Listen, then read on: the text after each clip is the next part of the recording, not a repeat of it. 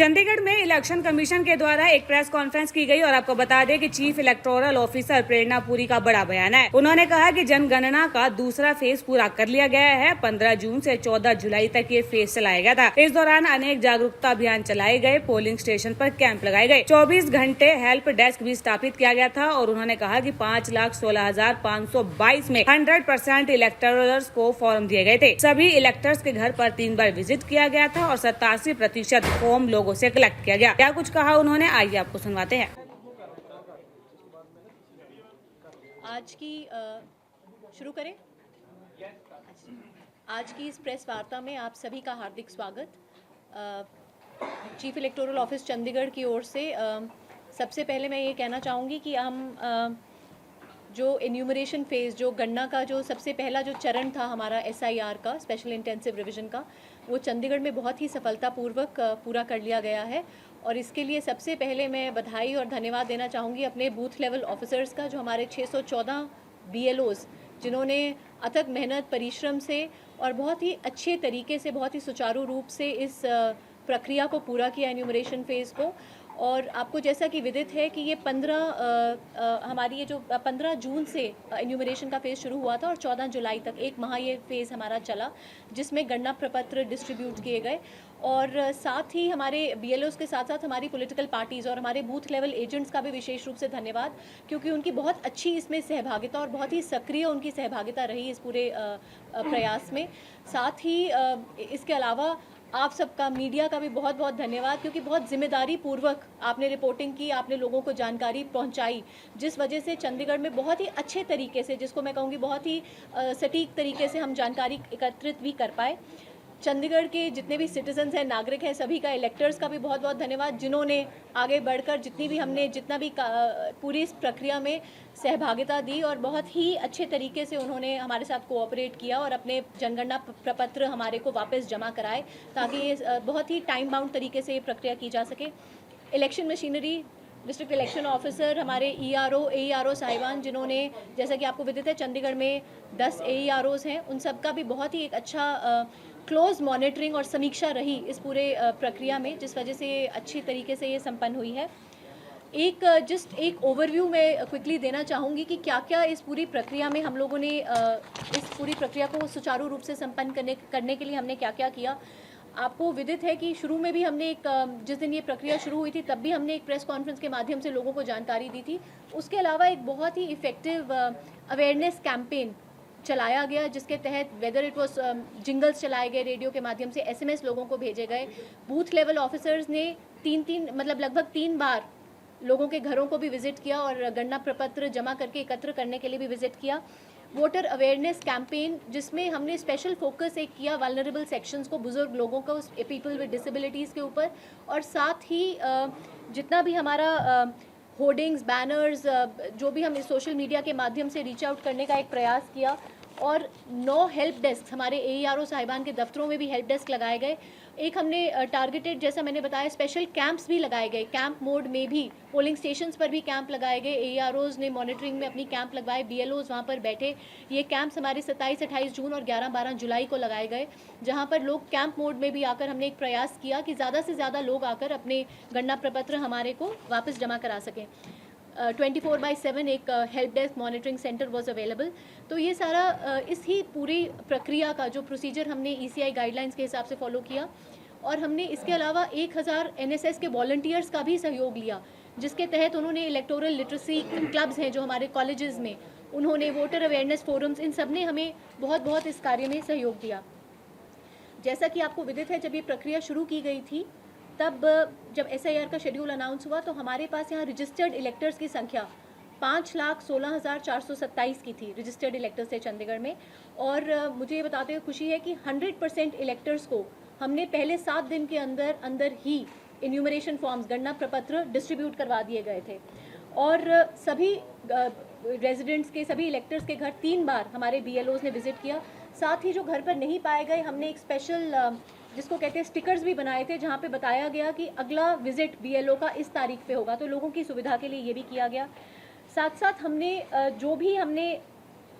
इस पूरी प्रक्रिया में हमने ये भी किया कि साथ के साथ जो रैशनलाइजेशन ऑफ पोलिंग स्टेशंस है, जो युक्तिकरण था पोलिंग स्टेशंस का, वो प्रक्रिया भी इन पैरेलल पूरी की गई है।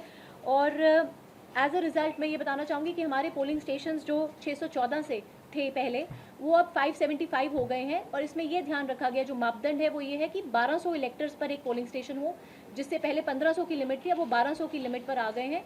और जिससे कि वोटर कन्वीनियंस भी हो साथ साथ, और साथ साथ ये भी इंश्योर किया जाए कि किसी को कोई भी क्यू मैनेजमेंट में भी हमें आसानी हो।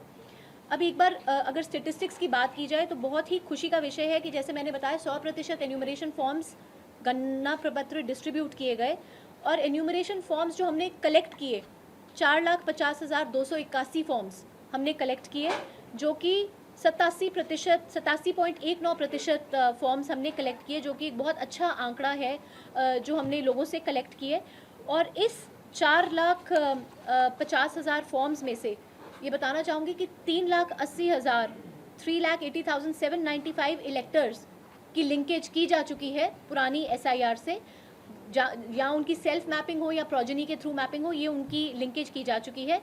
रिमेनिंग हमारे पास बचते हैं 69,451 इलेक्टर्स, जिन्होंने एन्यूमरेशन फॉर्म गणना प्रपत्र जमा तो कराए हैं, लेकिन उनकी मैपिंग नहीं है, मैपिंग के बिना उन्होंने जमा कराए हैं, जिनको हम अभी नोटिस पीरियड में उनसे और अधिक जानकारी, जो कि ECI की गाइडलाइंस के हिसाब से जो डॉक्यूमेंट्स हैं उनसे डॉक्यूमेंट्स मांगेंगे, वेरिफिकेशन करेंगे, और ये अब अगली कार्रवाई हमारी शुरू की जाएगी। पर इसके अलावा जो अनकलेक्टेड हमारे जो फॉर्म्स रह गए वो 66,146 यानी 12.8181% जो फॉर्म्स है, 81% फॉर्म्स जो हैं वो हमारे अनकलेक्टेड एन्यूमरेशन फॉर्म्स हैं। जब हम अनकलेक्टेड एन्यूमरेशन फॉर्म्स का अगर वर्गीकरण देखें तो वो कुछ इस प्रकार से है, जिसमें हमारे 43,724 यानी 66% जो उसमें मतदाता हैं वो शिफ्टेड हैं, परमानेंटली शिफ्टेड कैटेगरी के हैं। 12,000 के करीब मतदाता, 12,500 के करीब ऐसे मतदाता हैं जो एब्सेंट पाए गए, 3 बार विजिट के बाद भी वो एब्सेंट वहाँ पे पाए गए।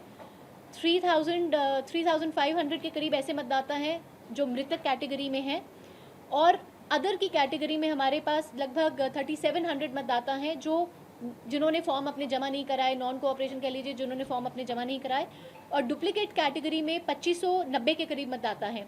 तो ये कुल आंकड़ा जो है, जो मैंने फिगर्स बताई, वो 66,146 का आंकड़ा है, जो कि अनकलेक्टेड फॉर्म्स है। जैसा मैंने बताया 87% फॉर्म कलेक्ट हो गए, जो 12.81% नहीं कलेक्ट हुए वो 66,000 के करीब ये फॉर्म्स हैं। इसमें हमारे BLAs का बहुत अधिक अच्छा योगदान रहा, जो पिछले टाइम से अब हमारे BLOs इस बार 7.7% की इंक्रीज़ है BLAs में, और हमारे 1780 BLAs हैं जिन्होंने हमारा इसमें सहयोग किया। जैसे कि आपको बताया था कि BLAs के पास भी लगातार मीटिंग्स की गई हैं, और ये जो एब्सेंट, शिफ्टेड, डेथ केसेस या डुप्लीकेट फॉर्म्स है, ASDD जिसको हम कहते हैं, इसकी लिस्ट BLA मीटिंग में 11 और 12 जुलाई को उनको दी गई है। उनको तरीके से बताया गया है कि ये ASDD की लिस्ट है, ताकि वो भी इसको अपने लेवल पे सत्यापित कर सके। अंत में मैं यही कहूँगी कि एक बहुत ही ओवरवेलमिंग हमारी इसमें पार्टिसिपेशन रही है सबकी, बट इसके साथ साथ ये बहुत ज़रूरी है बताना कि अब जो अगला फेज़ है, हमारा जो ड्राफ्ट इलेक्टोरल रोल है, उसकी पब्लिकेशन की जाएगी 21 जुलाई को। 21 जुलाई को ये ड्राफ्ट पब्लिक रोल जो है, जैसा मैंने बताया, जिसमें 4.5 लाख लोगों का, जिन्होंने अपने हमारे को फॉर्म, एन्यूमरेशन फॉर्म जमा कराए, उनके नाम उसमें होंगे, और वो रोल पब्लिश किया जाएगा, जो हमारी ECI और CO चंडीगढ़ की वेबसाइट पर अवेलेबल होगा। 69,451 इलेक्टर्स जिन्होंने अपने फॉर्म जमा नहीं कराए, उनको हम इस समय पर, जिन्होंने फॉर्म जमा कराए पर जिन्होंने फॉर्म जमा कराए पर जिनकी मैपिंग नहीं है, जिनकी लिंकेज नहीं है, उनको हमारी तरफ से नोटिस दिया जाएगा इस समय पर।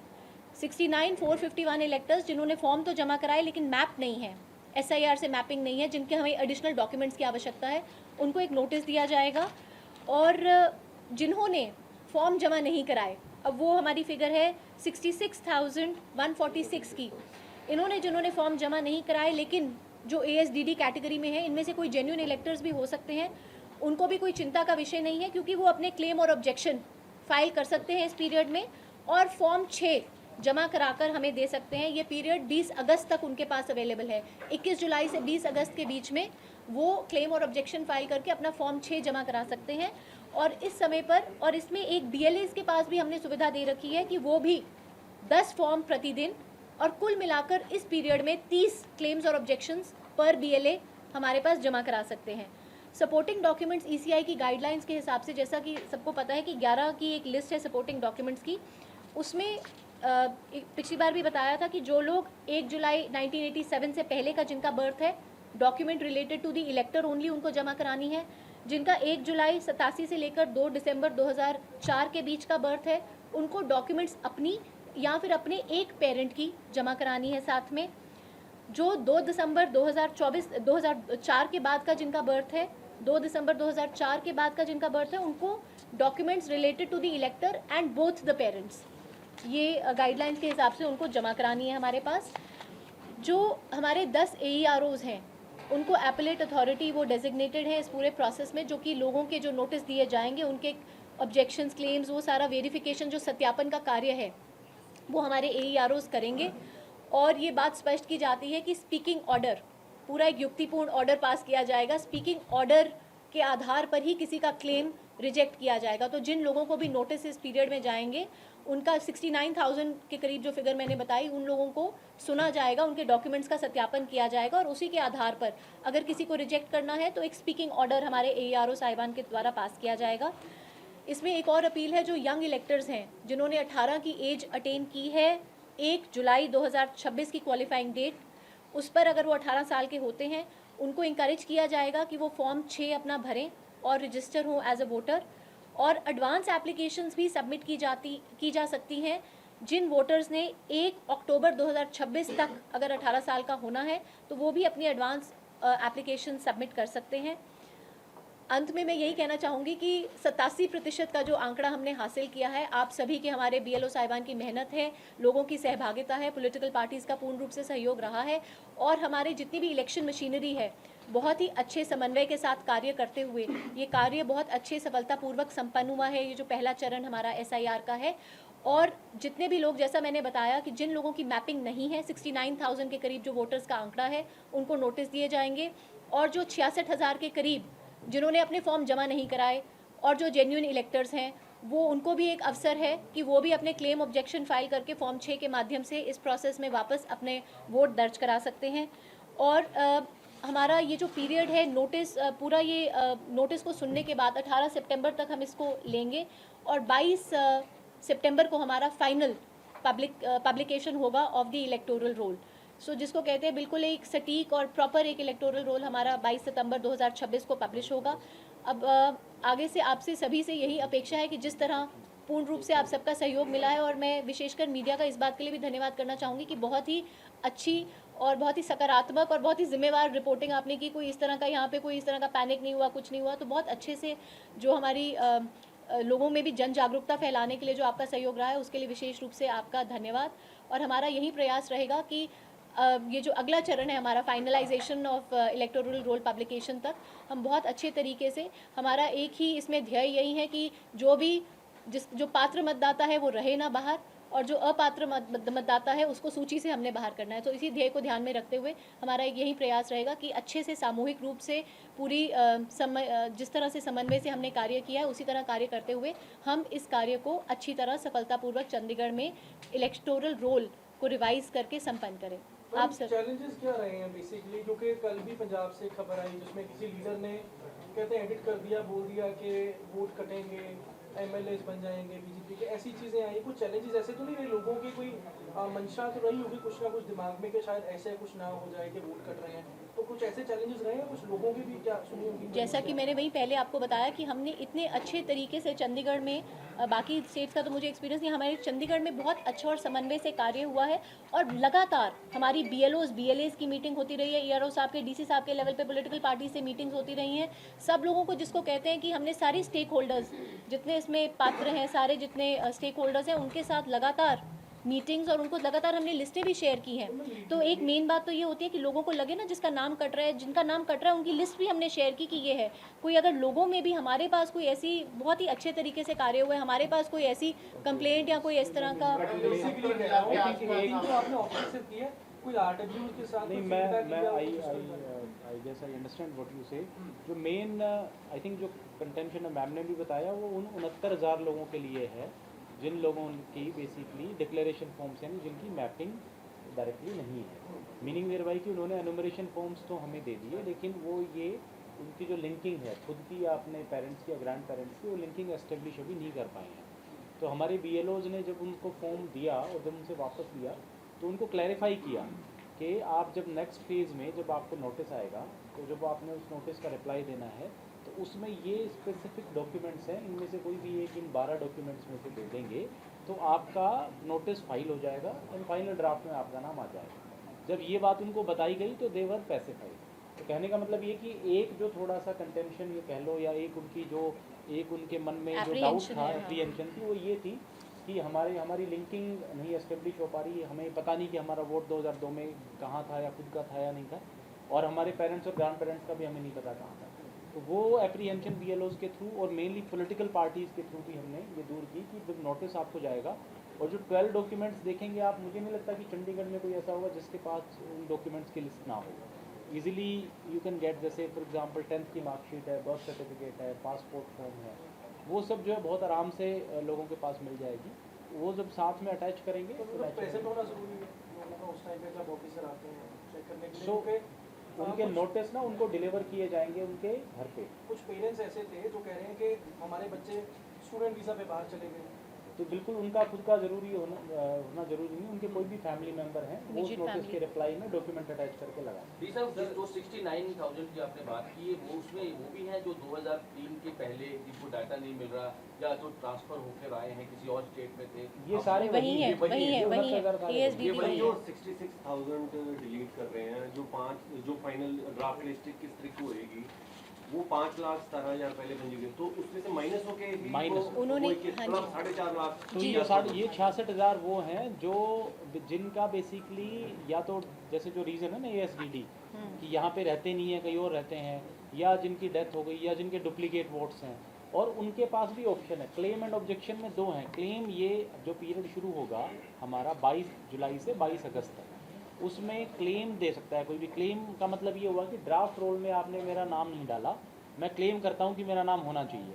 क्लेम फॉर्म 6 की शेप में होगा कि फॉर्म 6 कि मेरा वोट ड्राफ्ट रोल में ऐड किया जाए, और साथ में अपना डिक्लेरेशन फॉर्म दो। लेकिन और दूसरा ऑब्जेक्शन हो गया कि कोई और ये कहे कि गलत नाम डाल दिया आपने, तो कोई और जो है वो ऑब्जेक्ट कर सकता है, या फॉर्म 8 की शेप में ऑब्जेक्शन आ सकता है कि जो नेम ऐड किया गया उसको डिलीट किया जाए। तो क्लेम एंड ऑब्जेक्शन वाला जो 1 महीने का फेज़ है, उसके बाद हमारा निस्तारण क्लेम ऑब्जेक्शन का अभी शुरू हो जाएगा, और हमें ये निस्तारण जो है सितंबर तक करना है, ताकि 22 सितंबर को हम फाइनल ड्राफ्ट पब्लिश करें। जिनकी मैपिंग नहीं हुई उनमें से कहाँ मुक्त है?